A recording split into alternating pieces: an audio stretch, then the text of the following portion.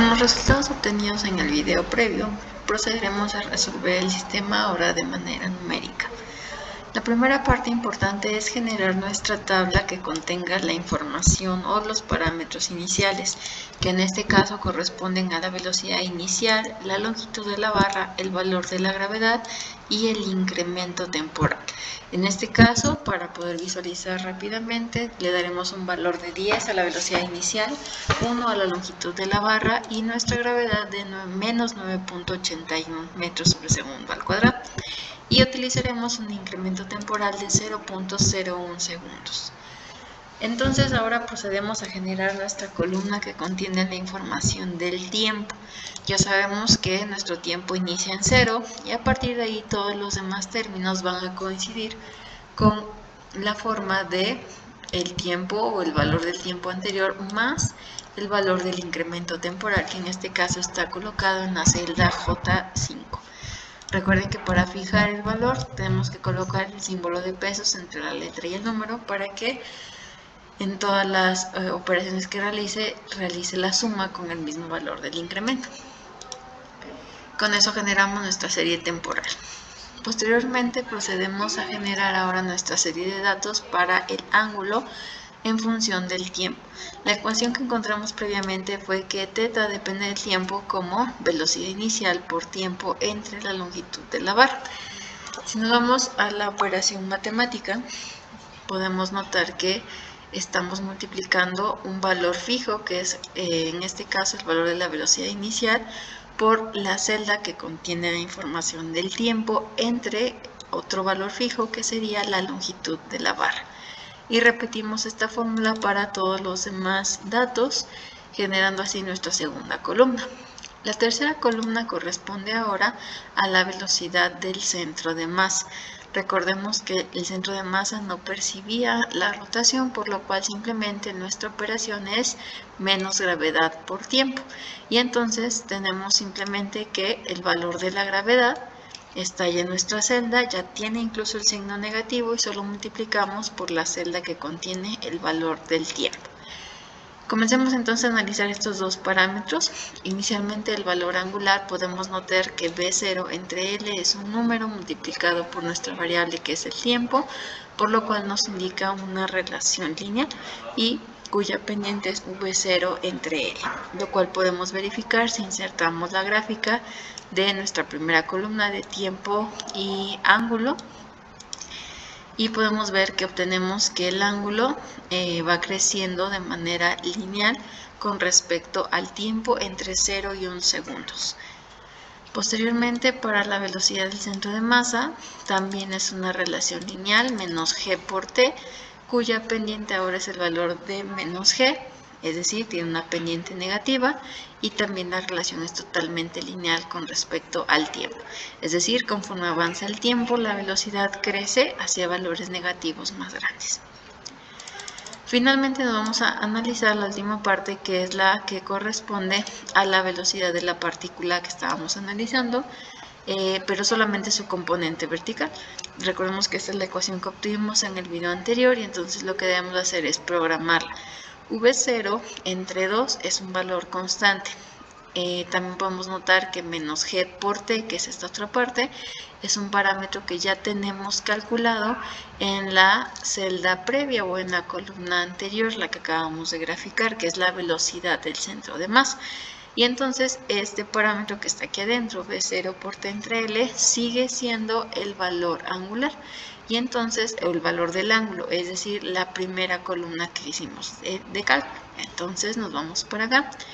Y la velocidad ahora de la segunda masa respecto del tiempo tendría que ser calculada como, en este caso, C2, que es la velocidad inicial, que vale 0, más la velocidad inicial sobre 2, que está contenida en la celda J1, por el seno de velocidad inicial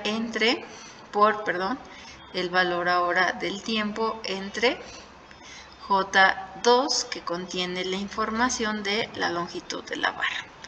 Entonces, como podemos ver, copiamos esta fórmula para todos los datos y una vez que se realiza la gráfica nos queda de esta manera.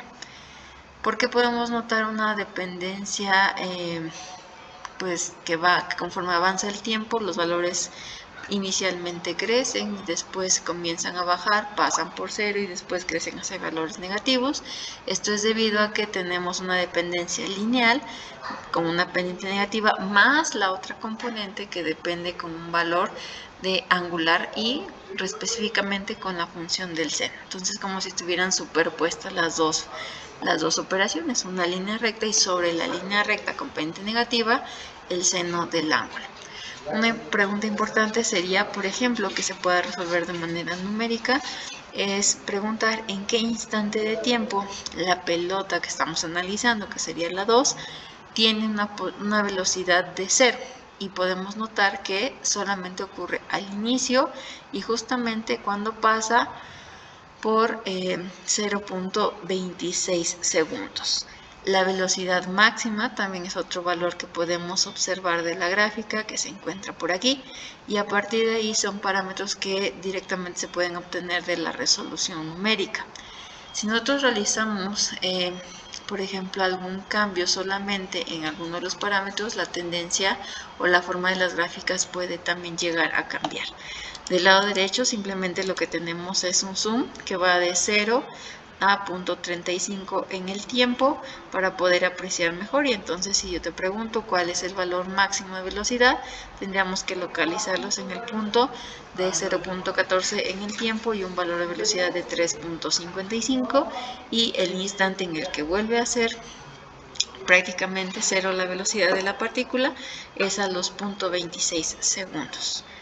Vamos a realizar brevemente un cambio, por ejemplo en la velocidad inicial. Si yo la cambio ahora a 5, vemos que en automático cambian todas nuestras columnas y lo único que está haciendo es cambiar la pendiente de la gráfica que representa al ángulo. La gráfica que representa la velocidad del centro de masa evidentemente no cambia porque no depende de la velocidad inicial, pero observemos que en este caso la tendencia sí cambió para la velocidad vertical de la partícula 2. Vean que tanto el tiempo como el valor máximo cambian, es decir, dependen directamente de la velocidad inicial que tenga la partícula que estamos analizando. Si lo regresamos al valor que teníamos inicialmente, pero ahora vemos que recuperamos nuestras gráficas, pero ahora, por ejemplo, cambio la longitud de la barra. Vemos que otra vez la velocidad del centro de masa no se ve alterada porque tampoco depende de este parámetro, pero sí la pendiente nuevamente de la gráfica de ángulo contra tiempo. Otra vez la gráfica de la velocidad también empieza a cambiar. Tan es así que gracias a este cambio en la longitud de la barra podemos notar que ahora incluso hay más momentos por los cuales la velocidad prácticamente se hace cero. Es decir, podemos ver cuántas intersecciones hay con la gráfica y podemos notar que ahora hay 1, 2, 3 y 4 momentos por los cuales la partícula posee instantáneamente una velocidad prácticamente igual a cero.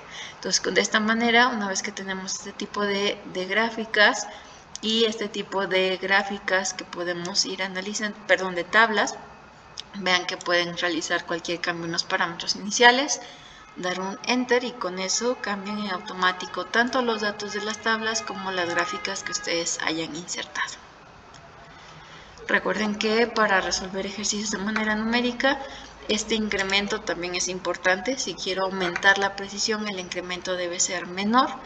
Y estos parámetros cuando cambien alguno de ellos, van a percibir la variación en las gráficas única y exclusivamente en donde posean alguna dependencia de dicha variable. En este caso, vean que esta gráfica pues nunca percibió ningún cambio. También recuerden que podemos obtener los resultados a partir de la gráfica, observando bien la zona, es decir, a veces es necesario, por ejemplo, hacer un zoom, como en este caso, o bien buscando directamente los datos en la tabla. Por ejemplo, si yo te pregunto en qué instante de la velocidad del centro de masa vale menos 0.98, busco ese valor. Ya que lo encontré, me voy al valor de la columna de tiempo y esa sería la respuesta. Si por ejemplo te pregunto en qué instante la velocidad vertical de la partícula 2 es exactamente igual o muy cercana a 3.5, busco ese valor en la tabla y me voy justamente en ese intervalo de tiempo y la respuesta sería en 0.13 segundos.